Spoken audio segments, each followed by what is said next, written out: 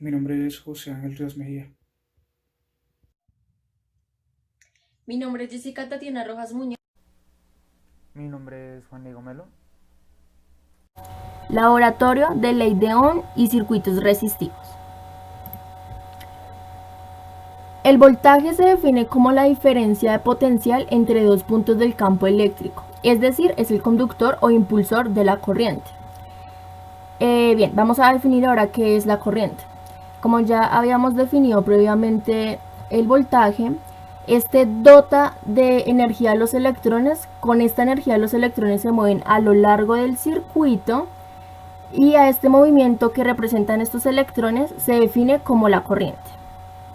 La ley de Ohm define la relación que existe entre el voltaje, la resistencia y la corriente en un circuito, bien sea en serie o en paralelo. A continuación les voy a explicar lo que se realizó en la actividad 3.1 de la ley de Ohm. En primer lugar, se construye el circuito simple en el simulador como se evidencia en la imagen. Se adiciona un amperímetro, una batería y un voltaje.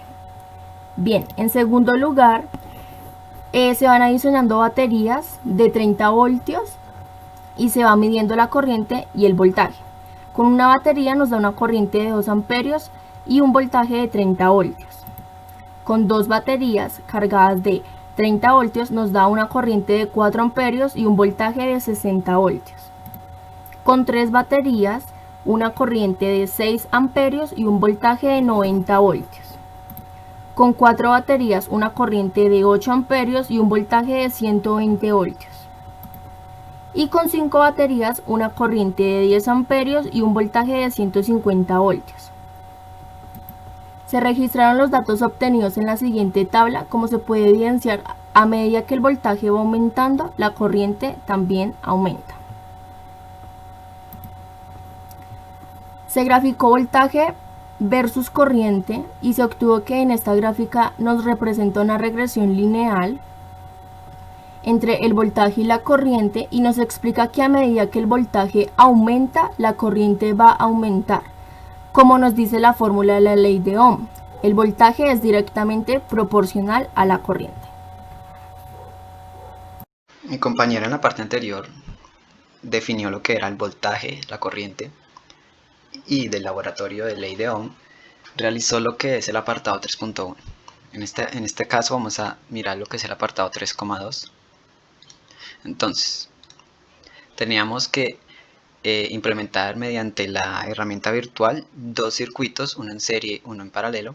Circuito en serie, del cual depende cada resistencia del anterior para poder tener un flujo de energía, y circuito en paralelo, donde cada resistencia tiene su propio flujo de voltaje y no depende del anterior para tener un flujo de voltaje constante. Encontramos que en el circuito en serie teníamos resistencias de 10, 35, 30, 21.5, 17, 15 y una batería de 46 voltios. En el circuito en paralelo teníamos una batería de 18.5 voltios, 48 la primera resistencia, 25, 15.5, 7, 22 y 3,5 ohms cada resistencia. Para cada uno de los circuitos nos pedían que realizáramos una tabla en donde se encontrara la resistencia, corriente y voltaje que se encontraba mediante la ecuación, y al igual que encontrar la resistencia equivalente, que sería mediante esta ecuación en lo que se refiere a circuito en serie, que sería la suma de todas las resistencias. E igualmente para el circuito en paralelo también debíamos encontrar lo que era resistencia, corriente y voltaje, tanto en mediciones del circuito en serie, que era lo que nos arrojaba la herramienta virtual, como para los valores teóricos, que es lo que ya se encuentra mediante las ecuaciones. En esta podemos ver que la ecuación de resistencia equivalente es diferente, ya no es simplemente la suma, sino es 1 sobre la resistencia más 1 sobre n a la menos 1 todo, y esto nos daría el valor de la resistencia equivalente total, que en este caso es de 1,67 ohms. También encontramos lo que es el voltaje equivalente mediante esta ecuación, que es la suma de todos los voltajes. Encontramos que pues no hay mucha variación, de hecho prácticamente hay una variación muy pequeña en las dos partes, lo que es la medición en virtual como la teórica. Debíamos comparar las dos tablas, la tabla de medición del circuito con la tabla de valores teóricos, y a partir de ello encontramos que la corriente es constante en los dos, pero a medida de que la resistencia sea mayor, el voltaje va a variar. Eso es lo que encontramos. En cuanto al circuito en paralelo, es totalmente lo contrario. Entonces tenemos que el voltaje es totalmente igual, o sea, no tiene variación, y la corriente cambia. Entre mayor sea la resistencia, mayor va a ser la corriente. Esto es lo que tenemos aquí, esto es lo que dedujimos de las dos tablas. A continuación se le va a presentar lo que se realizó en la actividad 3.3 de la ley de Ohm, que se trata de circuito mixto. En la siguiente imagen nos presenta un circuito mixto que consta de resistencias en series en paralelos con los siguientes valores. En la siguiente tabla de datos nos muestra valores de resistencias equivalentes y la corriente de cada circuito, mediante se iba agregando resistencia por resistencia. Hay que tener en cuenta que para calcular la resistencia equivalente de un circuito, tenemos que saber si el circuito va en paralelo o en serie. Si el circuito va en paralelo, lo podemos calcular con la siguiente fórmula mostrada, o si va en serie, la podemos calcular con la siguiente fórmula mostrada.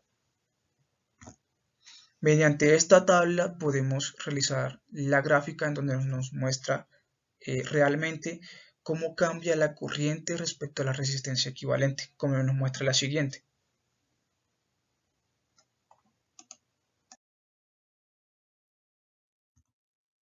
En la siguiente tabla nos muestra valores de corriente y resistencia teóricos realizados por medio de la siguiente regresión, que es sacada de la gráfica anterior, en donde nos muestra que la Y es la corriente y la X es la resistencia equivalente.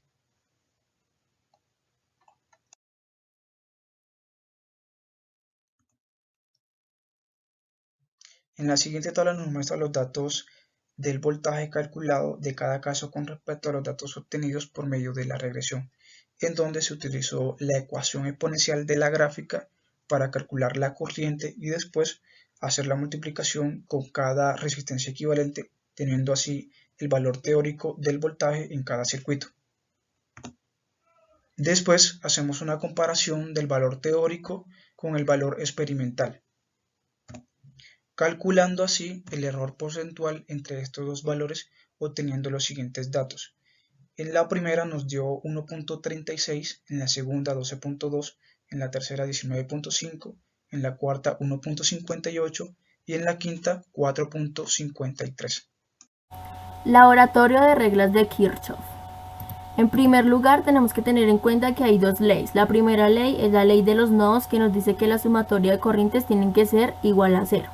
La segunda ley es la ley de tensiones o mallas, nos dice que la sumatoria de voltajes tiene que ser igual a 0.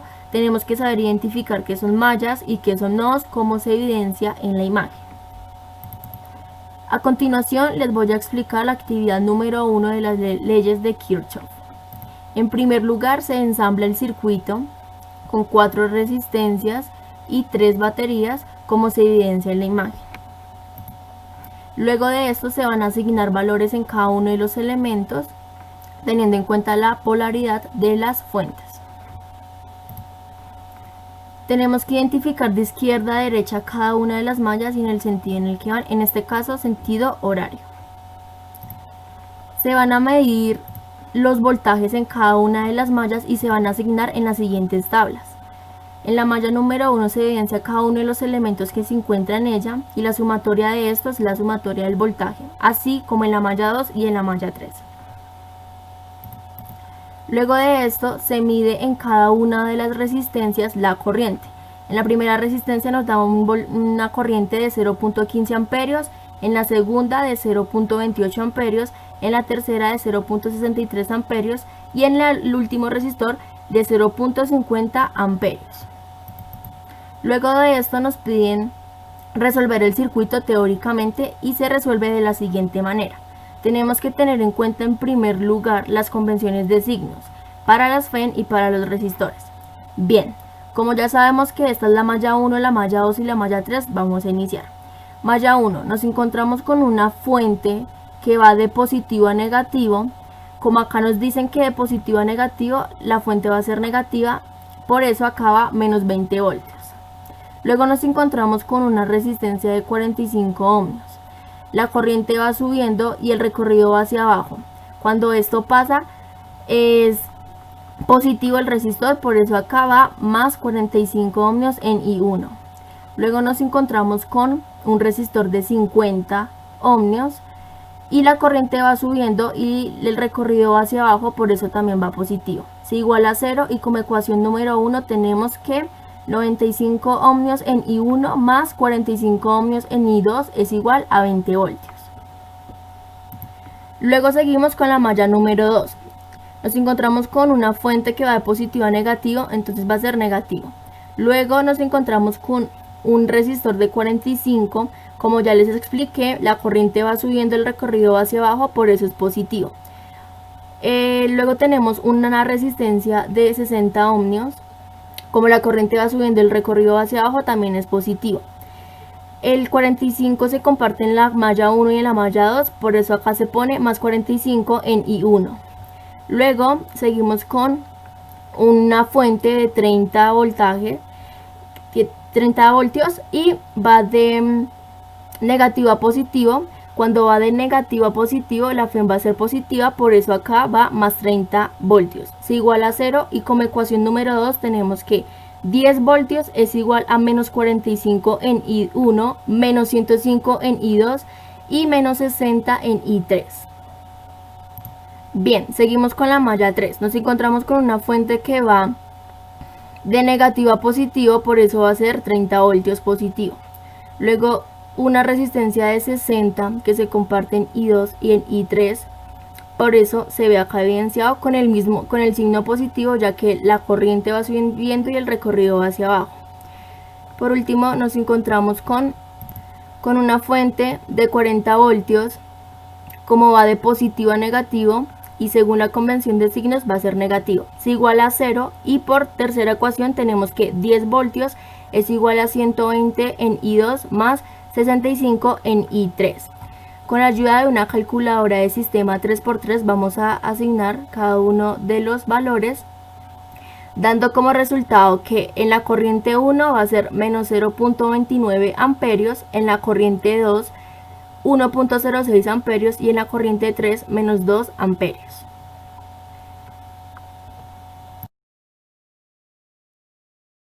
A continuación les presentaré el segundo procedimiento de las leyes de Kirchhoff. En el segundo procedimiento se realizó configuración de valores de fuentes y resistencias mostrados en el siguiente circuito, mostrándonos así valores de la primera malla, segunda malla y la tercera malla. Para obtener los valores teóricos de la corriente en cada malla tenemos que sacar la ecuación en cada malla, como lo muestra la siguiente imagen. Pero para esto debemos tener en cuenta las convenciones de los signos, en donde nos muestra los signos de las fuentes y los signos de las resistencias. Y en la siguiente imagen nos muestra también el recorrido que nos ayuda también a obtener el signo de las fuentes como de las resistencias para poder obtener las ecuaciones en cada malla. Ya después, teniendo las ecuaciones en cada malla, realizamos un sistema de 3×3 obteniendo los siguientes valores y así podemos obtener el valor teórico de la corriente en cada malla.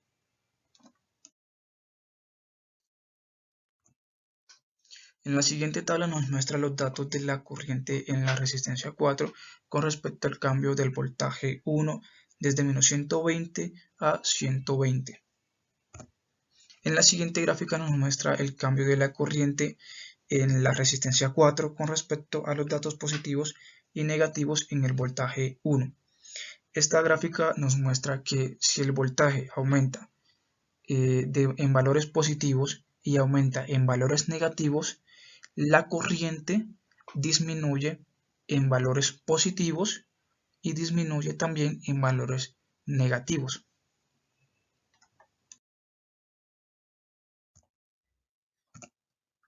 En la siguiente tabla nos muestra datos de la corriente en el resistor 4 con respecto al cambio del voltaje 1 tomando valores desde menos 120 a 120 positivo. En la siguiente gráfica nos muestra el cambio de la corriente en el resistor 4 con respecto a los datos positivos y negativos en el voltaje 1. La gráfica nos dice que a medida en que el voltaje 1 aumenta en valores positivos, la corriente disminuye en valores positivos. Y cuando el voltaje 1 aumenta en valores negativos, la corriente disminuye en valores negativos. En esta tabla de datos, como en esta gráfica, el circuito que se realizó aquí es de una resistencia en el cable máxima y haciendo configuración en las fuentes de una resistencia de 2 ohmios.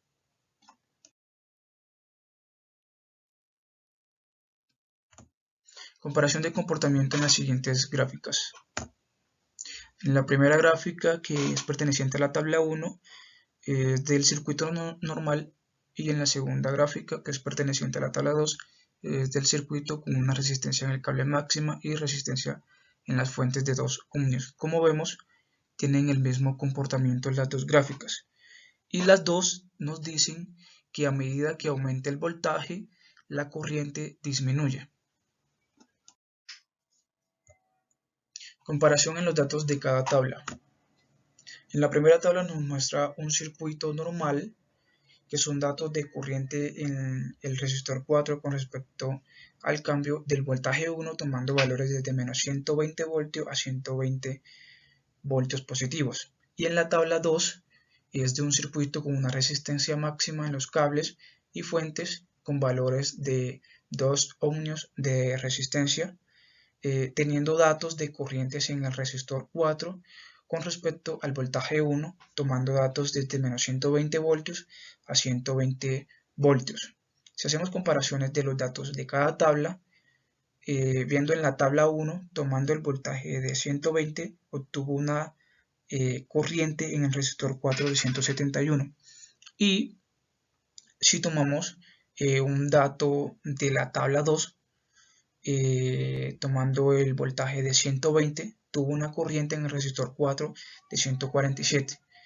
Entonces, la diferencia que hay entre estos dos es que cuando los cables están a una resistencia máxima y las fuentes toman también un valor resistentes, entonces la corriente en las resistencias va a tener un valor menor a como tal de un circuito normal sin tener una resistencia máxima y obviamente sin tener valores de resistencias en las fuentes. Bueno, ahora yo explicaré la parte de circuitos NRC. Un circuito NRC es aquel circuito en serie que está compuesto por un resistor y un capacitor. Entonces, por ejemplo, en este circuito aquí tenemos el capacitor y aquí tenemos al resistor. Entonces, esto es un circuito NRC. Como se puede notar, aquí el resistor tiene un valor de 0.2 faradios y, perdón, el capacitor y el resistor tiene un valor de 100 ohmios. Entonces, para el cálculo de la constante de tiempo, tenemos que el valor de la resistencia en el circuito es de 100 ohmios y el valor de la capacitancia es de 0.2 faradios. Entonces, multiplicando estos dos valores, tenemos que la constante de tiempo es igual a 20 segundos. Ahora vamos con la tabulación de los datos. Aquí se tiene los valores de la tabulación de los valores cuando el circuito se carga. Como se puede notar aquí, y notando la particularidad de los circuitos NRC, es que a medida que pasa el tiempo, la corriente del circuito empezará a disminuir. A medida que pasa el tiempo. Este es el gráfico de tiempo de corriente versus tiempo. Esa tabulación se logró de la siguiente manera. Aquí tengo el circuito, la simulación ya está corriendo. Entonces, ¿qué es lo que va a pasar? Voy a parar hacer la simulación un momento, voy a empezar el reloj. Obviamente no corre porque por la simulación está parada. Voy a abrir el switch. Entonces, ¿qué es lo que va a pasar? El capacitor se va a empezar a cargar y la corriente va a empezar a disminuir. La corriente va a empezar con un valor y ese valor va a empezar a disminuir a partir del tiempo. Entonces vamos a verlo. Entonces aquí la corriente empieza a 0.08 amperios, empieza a disminuir y la carga del capacitor, como se puede notar aquí, empieza a aumentar, obedeciendo a la gráfica que mostré anteriormente. Para el cálculo de la constante de tiempo en una carga predeterminada, lo que se debe hacer es seguir esta fórmula. ¿Sí? Entonces, tenemos que la carga va a ser de 97% de lo que se pide en el laboratorio. 1 menos Euler, y se toma el valor de la constante de tiempo normal, que sería menos 20 segundos, hace la división, y tenemos que la constante de tiempo cuando la carga está al 97% es igual a 1 sobre 3.63. Ahora, voy a explicar la parte del circuito NRC cuando se descarga. Entonces, ¿qué es lo que va a pasar? El capacitor, la energía que almacenó, la va a descargar sobre el circuito y como lo muestra esta gráfica, va a empezar a disminuir esa carga que tenía o la diferencia potencial. Y la corriente también a su vez va a empezar a disminuir. Eso sí se mantiene igual que en la carga. Entonces cuando se descargue completamente la corriente va a ser igual a 0. Al igual que pues la diferencia potencial en el capacitor. Entonces vamos a verlo.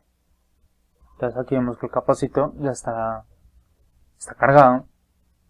Pero pues el switch está cerrado. Así que no hay flujo en el circuito. Entonces yo cuando lo abra, ¿sí ven? La corriente empieza a disminuir al igual que la carga que tiene el capacitor, porque todo se está descargando. Entonces ese es el funcionamiento de un circuito NRC.